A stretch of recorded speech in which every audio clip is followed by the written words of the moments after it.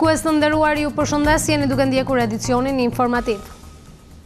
Vijoj me materialet e përgatitura në vazhdën e takimeve sensibilizuese mbi masat që duhet të merren për parandalimin e vatrave të zjarrit. Inspektoriati pranë repartit Zjarfikës është ndalur veç institucioneve shtetërore dhe në subjektet private. Aktualisht ky inspektoriat është në fazën sensibilizues, por në rastin e vazhdimësisë së mungesave të mjeteve të kërkuara ndaj çdo subjekti do të fillojë edhe marrja e masave administrative. Në vazhdën e takimeve sensibilizuese mbi masat që duhet të merren për parandalimin e vatrave të zjarrit, Inspektoriati pranë repartit Zjarfikës Gjirokastër është ndalur veç institucioneve shtetërore edhe në ato private. Ditën e sotme, ata janë ndalur në pikat e karburantave ku kanë dhënë udhëzimet e nevojshme. Në krahas institucioneve shtetërore ne vazhdojmë kontrollin edhe në bizneset private, si në karburante, në furrat e bukës, në institucione të tjera, në pizzeri dhe gjëra të tjera, të cilat kanë materiale të djegshme dhe përbëjnë rrezik zjarri. Ne sot jemi në këtë karburant këtu te Kura e Lumit, kontrolluam fillimisht për masat që kishte marrë karburanti dhe masat na u dukën të mira, domethënë është i kompletuar me fikse zjarri dhe me sisteme kundra fikjes së zjarrit. U bëm dhe një trajnim punojësve, domethënë shitcave që ka pronari këtu në karburant. Çdo gjë ishte në rregull dhe kështu do vazhdojmë me trajnimet në institucionet private të tjera, domethënë si karburante dhe ato që përmenda më lart. Ata kanë gjithë dëshirën që të bashkëpunojnë me ne për realizimin e detyrës të tyre ose për fikjen e zjarrit, domethënë për marrjen e masave. Aktualisht, ky inspektoriat është në fazën sensibilizuese, por në rast të vazhdimësisë së mungesave të mjeteve të kërkuara, da çdo subjekti do të fillojë edhe marrja e masave administrative. Ne jemi në fazën jo vetëm të akteve të kontrollit dhe të konstatimeve dhe njëkohësisht ju bëjmë edhe trajnim atje ku punojësit që gjejmë dhe njëkohësisht edhe pronar dhe i sensibilizojmë, por u lëmë edhe detyra, domethënë një afat kohe që zakonisht shkon deri tek një muaj, për të marrë masat kundra zjarrit dhe pastaj do fillojnë edhe dënimet me gjob, domethënë dënimet administrative. Gjatë ditës së sotme, ky inspektoriat është ndalur edhe në gjykatën e qytetit si dhe në ambientet e drejtorisë së transportit rrugor. Të paktën 1.4 miliard lek janë investuar në rikonstruksionin e qytetit dhe pedonale në Tepelen, duke i dhënë një imazh ndryshe qytetit. Në këtë investim do të përfshihen edhe fasadat e jashtme të pallateve. Të paktën 1.4 miliard lek janë investuar për rikonstruksionin e sheshit të qytetit dhe pedonale në Tepelen, duke i dhënë një pamje të re qytetit. Jo vetëm pedonalja, por dhe fasadat e pallateve janë nështruar rikonstruksionit. Në fazë prokurimi janë 146 milion lek për hyrjen e qytetit. Investim ky që do të preku nazën tek rrethrotullimi dhe gjithë rrugën kryesore deri në hyrje të Kalas. Ndërsa financimi prej 4 milion dollar nga Fondi i Zhvillimit të Rajoneve ka shkuar për rrugën e Kurveleshit, duke lehtësuar lëvizjen për 6 fshatra. Sipas nën prefektit, të gjitha investimet do të ndikojnë pozitivisht në zhvillimin e zonës. Investimet nuk janë vetëm në qytetin e Tepelenës, por janë edhe në bashkinë me Maliaj. Në punë e sipër janë dy investimet kryesore për të dy sheshet, bashkia me Maliaj Rikonstruksion dhe bashkia Tepelen. Si dhe zëri dhe syri i qeverisë nuk është vetëm për qendrat e qyteteve, por dhe për akset kryesore të rrugëve rurale, ku po në aktualisht në moment që po flasim, po punohet dhe për rikonstruksion dhe të rrugës Tepelen Kurvelesh. Në parametra jo vetëm, po patjetër shumë e domosdoshme, sidomos aksi i zonës Kurveleshit ka qenë gjithmonë problematik dhe duke parë këtë situatë, atëherë qeveria dha ato fondet e saj dhe po punohet për rikonstruksion të rrugës Tepelen Kurvelesh. Bashkia e re e Tepelenës numëron sot rreth 18.000 banor.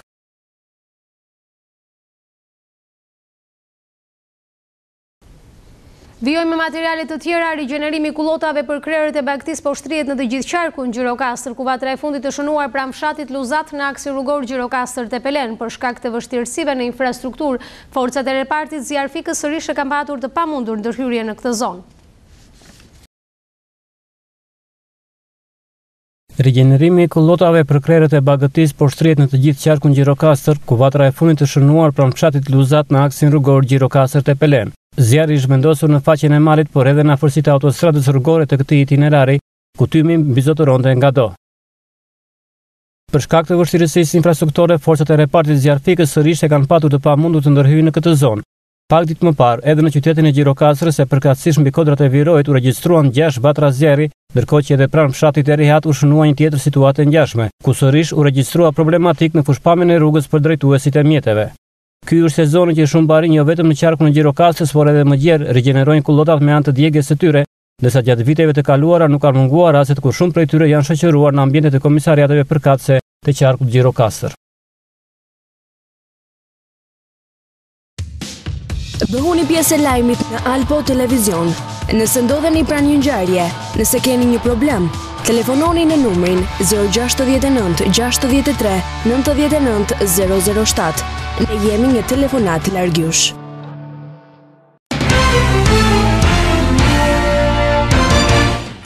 Prej 2 ditësh policia e shtetit ka nisur një aksion të gjerë në rang vendi, duke ushtruar kontrolle në ambientet e ndryshme për goditjen e kultivimit të bimëve narkotike. Në qarkun e Gjirokastrës janë ushtruar në total 395 kontrolle.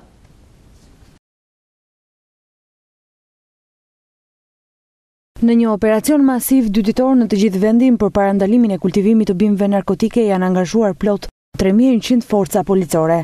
Operacioni nisi mëngjesin e datës 22 shkurt dhe përfundoi në orën 19 të datës 23.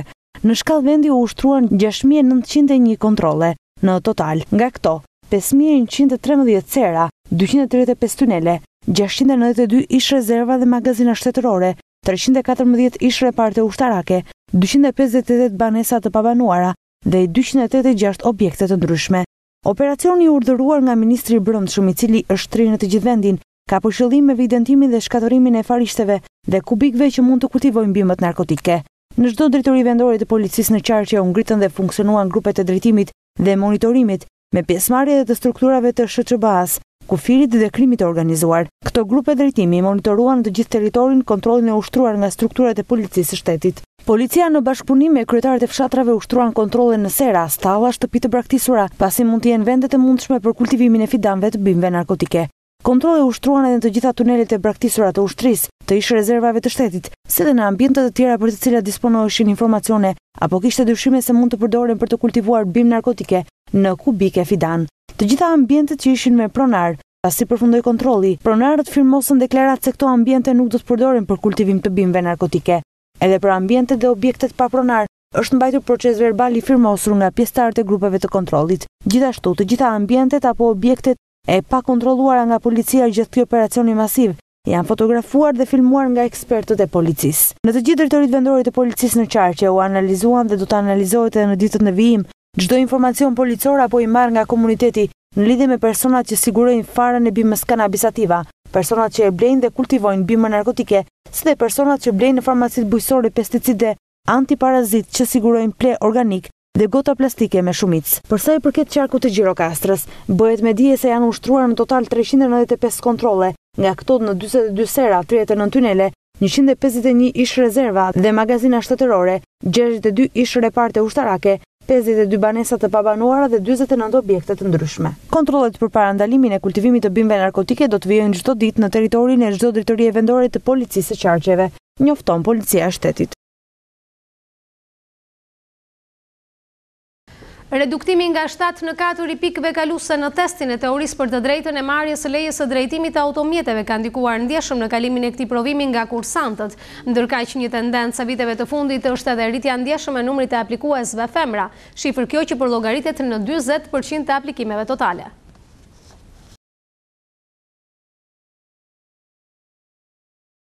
Reduktimi nga 7 në 4 i pikëve kaluese në testin e teorisë për të drejtën e marrjes së lejes së drejtimit të automjeteve ka ndikuar ndjeshëm në kalimin e këtij provimi nga kursantët. Llambi Roko, kryetari i degës së lejeve të drejtimit, është shprehur se ky ndryshim vjen në bazë të udhëzimeve të kërkuara nga Bashkimi Evropian. Duke filluar nga data 4 janar të 2017-s, u futën në zbatim ndryshimet e reja të Kodit Rrugor të Republikës së Shqipërisë. Midis të tjerave kanë ndryshuar dhe testet e kursantëve. Në bazë të kategorizimit të lejeve të drejtimit, sipas direktivave të Bashkimit Evropian, ka filluar dhe prodhimi i lejeve të reja dhe klasifikimi i lejeve të drejtimit është bërë sipas standardeve të Bashkimit Evropian.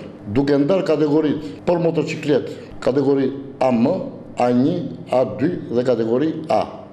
Plus pastaj kategoritë e veturave B1, B2 gjitha me radhë. Njëkohësisht kanë ndryshuar dhe testet e kursantëve që futen në provim. Plus testi teorik dhe testi praktik. Për sa i përket testit teorik, për leje drejtimit të kategorisë bazë, që janë këto kategorisë për autoveturat, pyetjet janë 40, ndërkohë numri i gabimeve nga 7 është bërë 4. Me uljen e numrit të gabimeve, kursantët që futen në testim e kanë më të vështirë për të marrë testin me prova të parë ose me prova të dyta.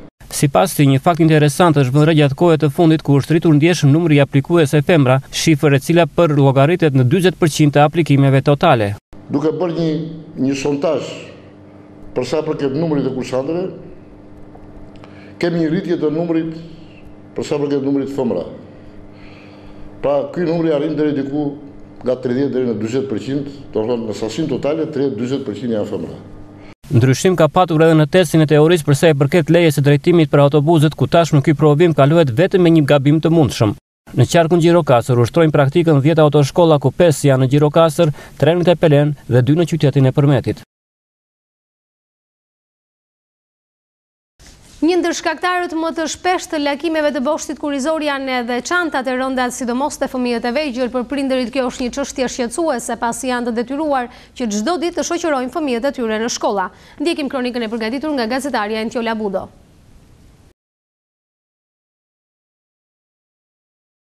Një ndër shkaktarët më të shpesh të lakimeve të boshtit kurrizor janë çantat e rënda të shkollës, sidomos te fëmijët e vegjël.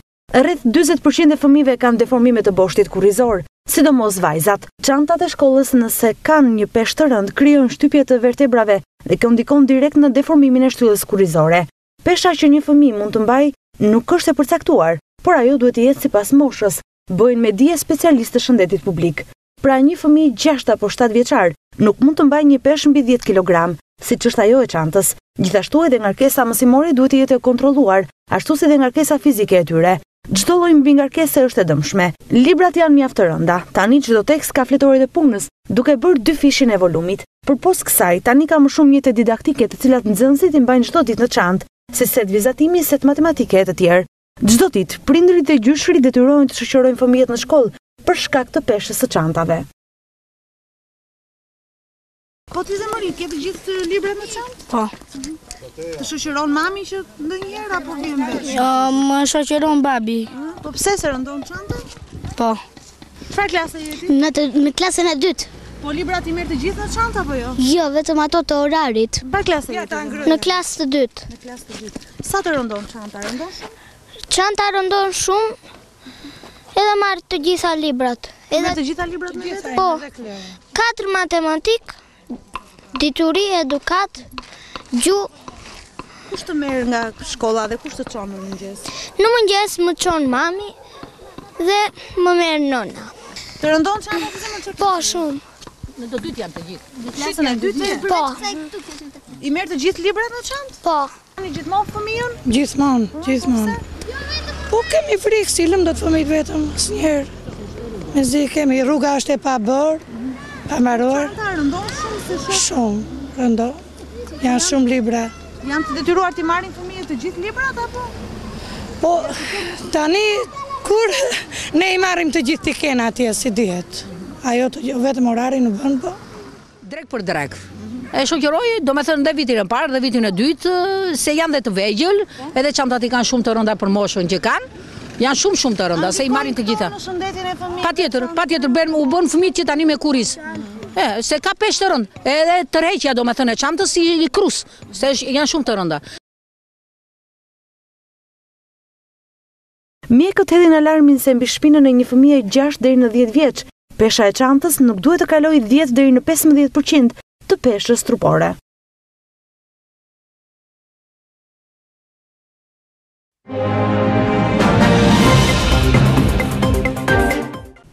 Dhe tani një lajm nga sporti, luftëtari do të luajë nesër në shtëpi në përballjen e javës së 23 atë me Laçin. Drejtuesit Gjirokastrit bëjnë të ditur se përgjatë kësaj ndeshje ekipi synon marrjen e pikëve maksimale, ndërkohë që të gatshëm sipas trajnerit Milinkovic do të jenë në dispozicion të gjithë lojtarët. Luftëtari do të luajë nesër në shtëpi me përballjen e javës së 23 atë me Laçin, të kujdesshëm në deklarimet e tyre para sfidës. Drejtuesit Gjirokastrit me në krye trajnerin Milinkovic do të mbeteshin të kënaqur edhe me një gol të shënuar ndaj Laçit. çka do të mjaftonte përfitoren decizive. Laçi është një skuadër e mirë për të cilën e ka tregtuar në ndeshjen e raundeve të fundit pasi ka ofruar në merkato edhe lojtar cilësor. Pranoj që objektivi jonë është marrim 3 pikë me Laçin, por dua të them që dhe presim gjithashtu një ndeshje shumë të vështirë dhe kanë provuar këtë në ndeshjet e para të raundit startues, kanë luajtur futboll të mirë dhe janë kundërshtar i vështirë për çdo skuadër në Superligë. Nga ana jonë presim shumë mbështetje nga tifozët tanë, se mendojmë se kjo ndeshje do të jetë decisive për skuadrën tonë. Nëse fitojmë me Laçin nesër dhe shpresoj që të fitojmë, jemi shumë afër realizimit të objektivit tonë për të qëndruar në Superligë. Por në fillim duhet lozim shumë mirë nesër, do të jemi të duruar. Nëse dikush do të më pyeste, do të jemi kënaqur edhe me 1 gol, mjafton që të marrim 3 pikë. Me kontingjent të plotë në numër pas 4 penalizimeve të fundit, luftëtari do të hyjë në fushën e lojës vetëm për fitore, pavarësisht emrave me të cilët do të zbresë në fushën e blertë. Për trajnerin Mladen Milinković, prania e tifozëve Gjirokasit në shkallët e stadiumit Gjirokastra do të ishte më shumë se një domosdoshmëri për skuadrën. Kanë qenë këto kronikat e përgatitura edhe në këtë edicion informativ. Unë ju falenderoj për vëmendjen tuaj, bashkë do të takojmë në të tjera edicione.